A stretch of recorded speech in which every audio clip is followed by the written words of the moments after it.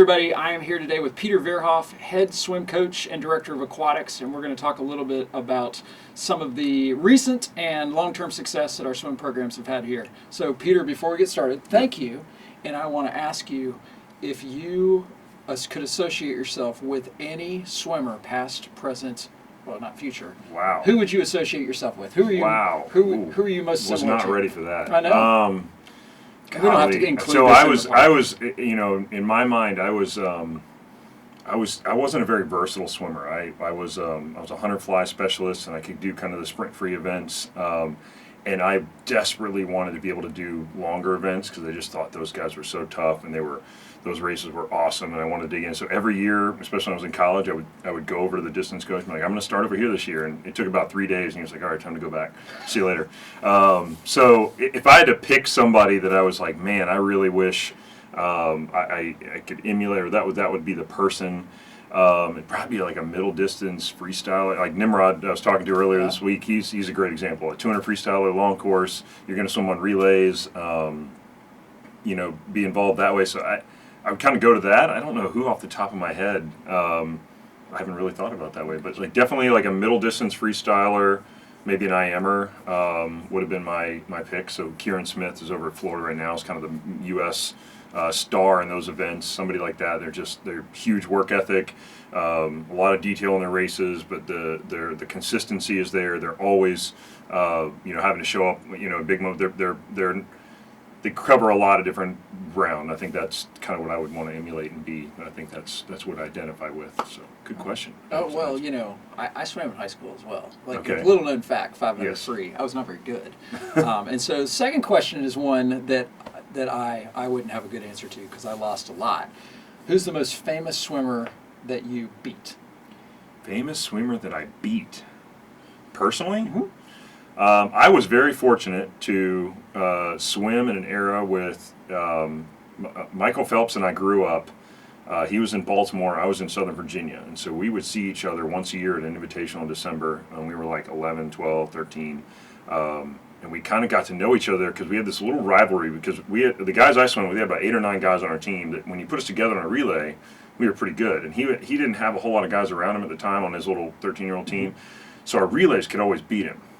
And he's super competitive, so he would get furious about this. He would win every individual event by a mile in these meets, and our relays would stand up and beat him every time. And no matter what he did, no matter how fast he swam, he couldn't beat us. So we had this like little kind of friendly rivalry with him on that. And I remember I didn't actually beat him, so maybe this is a cheating to this question. I distinctly remember his coach Bob entered him in every event at his meet, like a 3-day meet. He swam at least every event. And we got to the last day, and I swam the 100 free next to him, and I said, this is my chance. He's dead. He's tired. He just got out of the mile. He had the 2 fly. If I'm going to beat him, this is it. I was probably 13, and I remember turning at the 100, at the 75, so we had 1 length to go, and I was a little bit ahead, and I looked over, and I was like, I can do this, and he was gone. There was no, it wasn't a contest. In my mind, I thought it was great, but we ended up swimming each other throughout our career and becoming acquaintances through the sport that way. And I also had Ian Crocker, who was the world record holder at the time. The two of them kind of traded the 100 fly world record back and forth. So I was a distant kind of 3rd or 4th behind those guys, but got to know them pretty well. And we respected each other because I think we all worked pretty hard in different ways, and we had a healthy respect for each other in terms of that event. But I wasn't nearly the level. They were repeat national team members, and I was kind of right there on the edge of being there. So it was cool to kind of grow up with that, or kind of come through something with that perspective, and kind of knowing them a little bit personally in terms of being in the ready room with them and that kind of thing. And then watching, as I stopped swimming and started coaching, watching them continue to swim, Michael to come back and have his Olympic success. I mean, those are really cool moments to see, but I never actually got to the wall first. That's cool. But I think that's a great transition into what we're really here to talk about, which is the swim program at Bowles. And I think that what I hear coming out of that is that swimming is a very individualized sport, and that's important. It's not going to go away. But Michael couldn't do anything when he was in those relays as part of a team. And I think one of the things that you've done, that you've continued here, is you've really built a solid team. And that is everything from being fast in the pool to being, great scholar athletes to just being fun people to be around. I think they really respect each other. So talk a little bit about how you developed that culture. Yeah, I think when I started here, and you sit down and you become a head coach, and you kind of get faced with this problem right off the bat. Like, what is your philosophy going to be? What are you going to be about? And I think Steve Kerr, the Warriors coach in the NBA, said this really well. It's like, how is somebody going to feel when they leave your practice? They go to practice with you, they leave your practice. How are they going to feel? Like, what is that going to make them feel like? And it's a great question to ask, because most of the time as coaches, we sit down and go, okay, here's all the work we're going to do, here's all the drills we're going to do, here's the strategy we're going to do, and you don't really take into account, like, you could do all those things on paper, and the athlete's going to come in, they're going to do those things, and you might tell them good job, maybe they do great, maybe they don't, but how that doesn't account for kind of how that's going to make them feel. I had a great experience growing up. I had, like I said earlier, I had really close friends that I swam with. That was my friend group. That was my peer group. Still keep in touch or follow up those guys today. Same thing in college. Had that around me. And so when I started here, I wanted to perform well, but I also wanted that experience for our team of, for it to be a healthy thing for them to be with each other that much and to love what they were doing. And because what we do is really hard, and we spend a lot of time doing it. And there's no way to get around that. There's no shortcut. There's no kind of like, people have tried to, hey, we're going to try, this, less practice here, less practice there. We're going to do this special way or that special way. And the reality is, the work is the work, and it's out there. We've got to figure out how to do that. So how can I present that hard thing for them to do in a way that they're going to enjoy it? If you know anything about teenagers, the number one thing that they appreciate is what their peers are doing. Right. Like, what are their peers? It's connected in some way. So anytime you can connect that really hard thing to a peer group that's kind of aligned in behavior, I think you get a really special experience. And that's when they leave the practice. You can do the hardest practice in the world, but if you did it with 20 of your friends, they're going to walk out high five and they're like, man, this is awesome. So when I started, I think to try to build that up, we want to present swimming as a good, hard things in swimming as a good thing, right? Like that's not something we need to back down away from, or it's not bad. Swimming is not this thing we survive or we this, and it's like, so we kind of try to you change our language as coaches around that, and then just working through different years. And it was interesting because I really think this is where COVID actually played a positive role for us, because we got everything taken away for, it was very fortunately only a few weeks here, 6 weeks. I mean, there were places that had much more than that, but we were outdoors. We were able to get in and, with the appropriate precautions, able to get in and swim again, but they were able to see each other again. And I remember talking to our coaching staff the week before we came back. It was in June, maybe, that 2020. And I said, we are going to get a team full of people that cannot wait to be here and see their friends. I said, the last thing we can do is ruin it. like whatever we do, sure. Let's not make this the hardest thing we've ever done. Let's not walk in and tell them they're all behind. Let's play games. Let's do fun stuff. And that was really a catalyst for when they came back. We tried to show them how much we wanted them to love what they were doing, and we appreciated they were there and they could connect with each other again. And that really kind of oddly started, and I'm not sure how we would have gotten there if we didn't go through that. Right. I think we would have gotten there. I think we were talking about those things, but that was kind of a catalyst for us to start that process. And at the same time, you had this group of guys that came back and just outright, I remember we walked in that summer and they were like, we're going to win a national championship. That was in 2020. Then they're seniors now, last year and this year. And I kind of, pat them back. But, yeah, sure we are. We're good.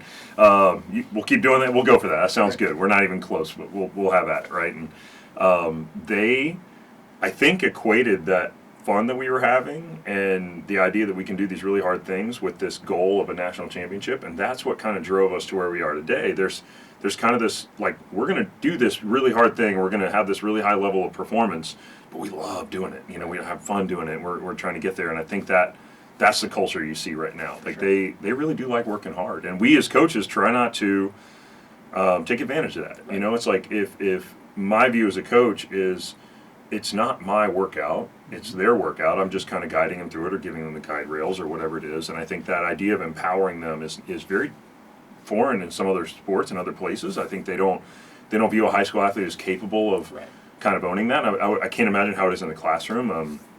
But the idea of trying to give these kids agency over what they're doing, and it doesn't mean that they get to pick and choose what they're at, but I mean, you get to have a conversation with them and treat them like an adult and have, talk to them and how do you feel today and what's going on, and oh my gosh, you had a really hard test today, that's going to affect how you work out, or you had some trouble at home with your family, and like we got to think about how that's affecting your energy level here, and you do those kind of things, and it starts to they start to really appreciate and dive into that idea of I can perform well, but and do hard things without without it being somebody making me do it. And you know, because It's the last, theirs. I mean, the worst. I'll say it the other way I would say it is I don't ever want a kid to feel like they have to be at practice. Okay. I don't ever want that to be. I don't want them ever to feel like I have to be here. They feel like they have to be there because of their parents, because of me, because of the program. Now I want them to want to be there, and I want them to understand that if you're not here, you're not going to perform the way you want to. But you don't have to do this. And I've told kids over the last year, you know, they get really uptight about their performances. Like, you can stop today. I'll still love you. I'll still going to be your biggest fan. It's okay. Like, you are not here because of swimming. We're here because we're trying to get better. So I think that captures kind of that process in a nutshell. I think it's amazing. I'd love to bottle it and be able to do it with my own kids. And I'll be, I mean, be really transparent here. I mean, it was not something we did. I didn't write. I couldn't have written that down 2 years ago and say, here's what we're going to do. Right. It was, how do you keep that in mind? If I want these kids to enjoy this, I want them to do hard things, and I'm just going to keep going back to those things over and over and over again. And then our staff has done a really, really good job of, you know, trying to take those ideas and mantras and kind of putting into their own flavor and presenting that on deck to the kids, because we have 106 swimmers, right? So there's no way I can coach. I can barely coach the 36 that are assigned to my practice group, but the rest of our coaches do a really good job of embodying that. So I have to give credit that this is not like I didn't write this down and orchestrate this. This is not. It was a team effort on our staff, and then also a team effort. And while I'm here is,